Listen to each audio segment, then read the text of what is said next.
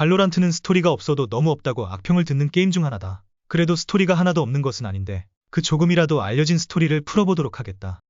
시작하기 앞서 한마디만 하자면 원래는 모든 부분을 예시 영상으로 하려 했지만 망할 놈의 라이엇이 공개한 시네마틱이 단 5개뿐이어서 겹치는 자료 화면이나 검정색 화면이 자주 보일 수도 있으니 양해 부탁드린다. 발로란트의 세계관은 다중우주 이론을 바탕으로 이루어져 있다. 발로란트 세계관에는 알파 지구와 오메가 지구가 존재한다.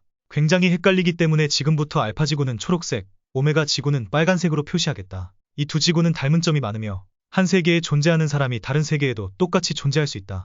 발로란트 세계관의 시작은 2039년으로 거슬러 올라간다. 2039년경 태초의 빛 사건으로 레디어나이트라는 물질이 대량 유출되었다. 이 레디어나이트는 에너지 물질이며 또한 사람이 흡수하는 것도 가능하였다. 사람이 레디어나이트 물질을 흡수할 경우 각기 다른 능력을 낼 수 있는 초능력자가 되는데 하늘을 나는 능력이나 불을 다루는 능력 등이 있다. 이렇게 레디어나이트를 흡수하여 초능력자가 된 사람들을 레디언트라고 부른다.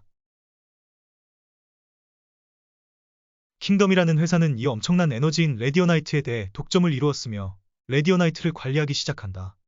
하지만 오메가 지구의 킹덤은 어떠한 이유로 더 많은 레디어나이트를 원했고 그래서 개발한 것이 바로 스파이크이다.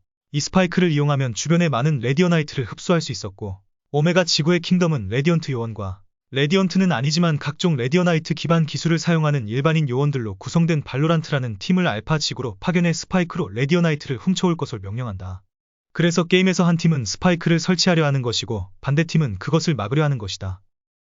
또한 게임에서 등장하는 요원들은 발로란트 팀인 것이다. 알파의 발로란트는 발로란트 프로토콜로 불리는 비밀스러운 조직이지만 오메가의 발로란트는 발로란트 군단으로 불리는 전 세계에 이미 영웅적 존재들로 알려져 있는 조직이다. 앞에서 말했다시피 발로란트 팀은 레디언트와 일반인으로 구성되어 있는데 그중 지금까지 알려진 레디언트는 제트, 피닉스, 오멘, 세이지, 레이나, 스카이, 요루, 아스트라, 케이오, 네온, 페이드이다. 그리고 브림스톤과 같은 나머지는 일반인이다.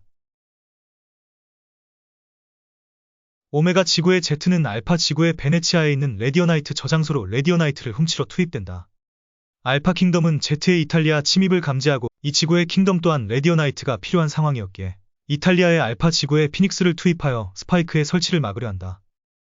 추격전 끝에 피닉스는 제트로부터 스파이크를 내려놓는데 성공했고 본부에서 후송대가 올 때까지 기다리기로 했다. 하지만 제트는 살아있었고 순풍으로 피닉스의 뒤를 잡고 고스트로 머리를 날려버린다.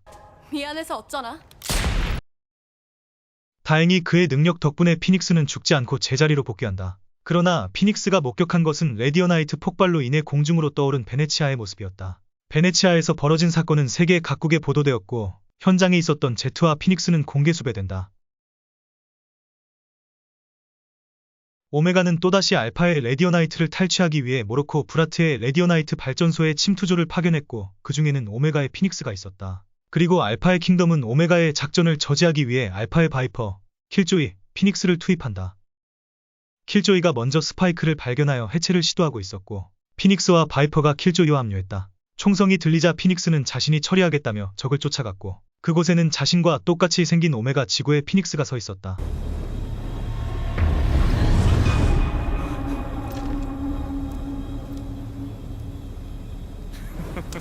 네 표정 볼만한데?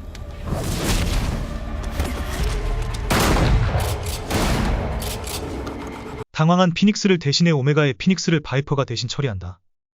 다행히 킬조이가 스파이크를 해체할 수 있었고 알파의 발로란트는 스파이크를 챙겨 본부로 이동한다.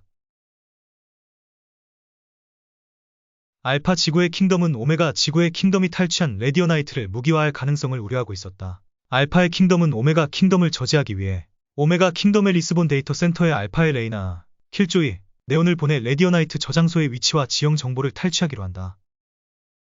텔레포터를 통해 데이터 센터로 잠입한 3명의 요원은 레디어나이트의 위치를 확보하고 탈출하라는 브림스톤의 지시에 따라 수색을 시작한다. 오메가의 병력이 텔레포터를 파괴하지만 작전을 이어 진행한다. 킬조이는 터미널로 침입하여 문을 잠그고 정보 탈취를 시작하고 레이나와 네온은 해킹이 완료될 때까지 경비병들을 상대한다. 킬조이는 오메가가 과연 레디어나이트를 어디에 사용하는지 알아보기 위해 기밀 문서들을 뒤져보았다. 현실 안정기, 수중 재배, 담수화? 무기가 아니잖아. 이건 생명 유지 장치야.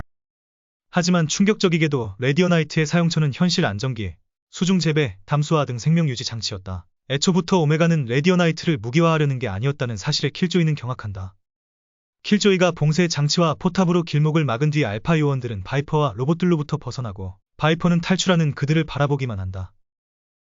탈출한 침투조는 어느 서점에 들어오게 된다. 이들은 오메가 지구에서 발로란트는 세계를 구한 영웅으로 추앙받고 있을 정도로 널리 알려져 있으며 알파 지구의 자신들은 그들을 막아서는 악의 세력으로 여겨질 만큼 오메가에는 이미 다중우주의 존재가 널리 알려져 있음을 알게 되고 자신들의 임무에 회의감을 느끼기 시작한다.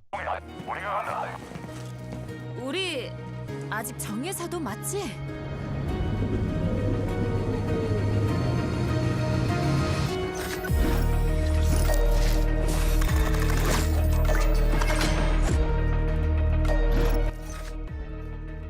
그래서 알파 지구는 어떻게 됐을까?